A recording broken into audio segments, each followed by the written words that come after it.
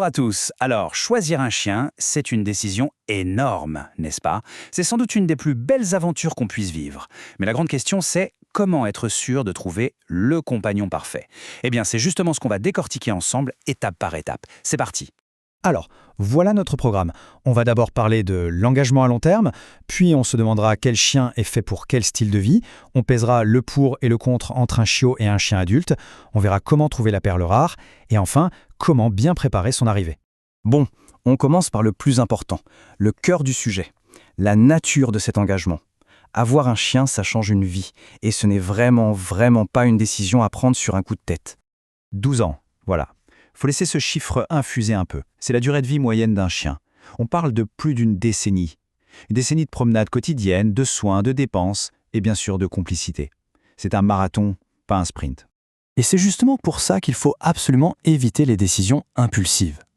On peut tous craquer devant une petite boule de poil, c'est humain, mais si ce chien ne correspond pas du tout à notre mode de vie, le rêve peut vite tourner au cauchemar. Le but, c'est de trouver le bon match pour que ça dure. Maintenant, place à l'introspection. Pour trouver le chien idéal, la première étape, c'est d'être totalement honnête avec soi-même sur ce qu'on peut réellement lui offrir au quotidien.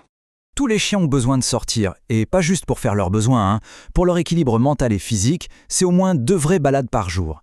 Et attention, qu'il pleuve, qu'il vente ou qu'il neige. Pour certaines races très énergiques, c'est même beaucoup plus. La question, c'est donc, est-on vraiment prêt à enfiler les bottes tous les matins et tous les soirs, sans exception? Ah, l'aspect financier. On a tendance à le sous-estimer, mais c'est un point crucial. Avoir un chien, ça a un coût, et pas seulement à l'achat. Il faut vraiment penser à tout.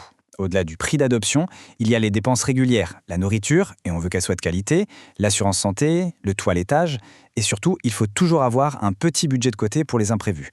Une visite en urgence chez le vétérinaire, ça peut arriver n'importe quand. Bref, anticiper ses coûts, c'est la base. Un chien, c'est un être social. Il n'est pas fait pour rester seul des heures et des heures. L'ennui et la solitude, c'est la porte ouverte à l'anxiété de séparation et aux bêtises. Le canapé déchiqueté, ce n'est souvent rien d'autre qu'un cri d'alarme. Il est donc indispensable de se demander si son emploi du temps est vraiment compatible avec les besoins d'un animal de compagnie. Vient ensuite une autre grande question, chiot ou adulte? Il n'y a pas de bonne ou de mauvaise réponse, mais chaque option a ses avantages et ses défis. Alors le chiot, c'est un peu une page blanche. On peut tout lui apprendre, le façonner à notre vie de famille. Mais ça veut aussi dire des pipis sur le tapis, des nuits hachées et une patience à toute épreuve. Le chien adulte, lui, a déjà un passé. Il est souvent déjà propre, son caractère est déjà bien défini, ce qui peut être un plus, mais il peut aussi arriver avec un bagage de mauvaises habitudes qu'il faudra déconstruire avec beaucoup de douceur. Mâle ou femelle? Là aussi, ça se réfléchit. Les femelles sont souvent réputées plus posées, plus faciles à éduquer, mais il faut gérer la période des chaleurs 2 fois par an.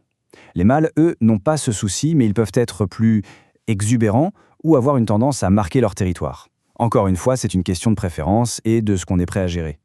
Ok, maintenant que les idées sont un peu plus claires sur le quoi, passons au où. Où est-ce qu'on trouve ce fameux compagnon idéal? On va explorer les pistes principales. Si on opte pour un chien de race, trouver un bon éleveur est primordial. Un éleveur sérieux, un vrai, c'est un passionné. Il ne cherche pas juste à vendre un chiot. Il voudra s'assurer que ses bébés partent dans une bonne famille. Il posera plein de questions. Et, point non négociable, il doit vous montrer les chiots avec leur mère dans un environnement propre et stimulant. Et puis, bien sûr, il y a l'option du cœur, les refuges. Adopter, c'est offrir une seconde chance. Et c'est un acte magnifique.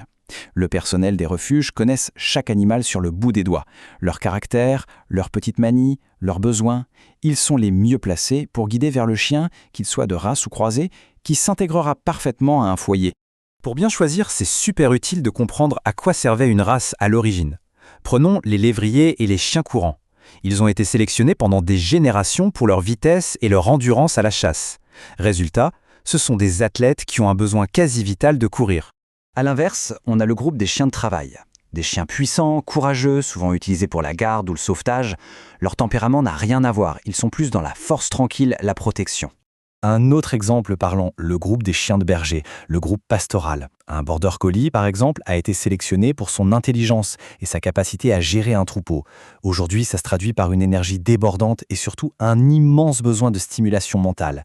Comprendre l'histoire d'une race, c'est vraiment la clé pour comprendre ses besoins. Ça y est, le choix est fait, le chien va bientôt arriver. La dernière étape, et pas des moindres, c'est de préparer la maison pour accueillir ce nouveau membre de la famille dans les meilleures conditions. Avant même que le chien ne passe le pas de la porte, il faut que tout soit prêt. Un panier ou un coin bien à lui où il se sentira en sécurité. Un collier avec une médaille d'identification, c'est obligatoire. Des gamelles, une laisse et quelques jouets adaptés. Anticiper, ça rend l'arrivée beaucoup moins stressante pour tout le monde. Pour les gamelles, il faut bien sûr une taille adaptée. Pour les grands chiens, on peut même les surélever. Et pour les jouets, la règle d'or, c'est la sécurité. Il faut des jouets solides, conçus pour les chiens, pour éviter tout risque qu'ils n'avalent à morceaux. S'il y a un mot à retenir quand on prend un chiot, c'est celui-là, socialisation. C'est une période très courte et absolument cruciale qui se termine vers l'âge de 12 semaines.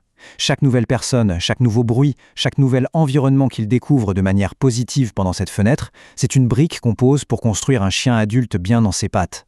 L'éducation, ça commence à la seconde où il arrive à la maison. Pas besoin d'attendre. Les clés du succès sont simples. Être cohérent, patient et toujours privilégier le renforcement positif. Une caresse, c'est bien enthousiaste, ou une petite friandise, ça marche 1000 fois mieux que la punition. Et pour conclure, une dernière réflexion.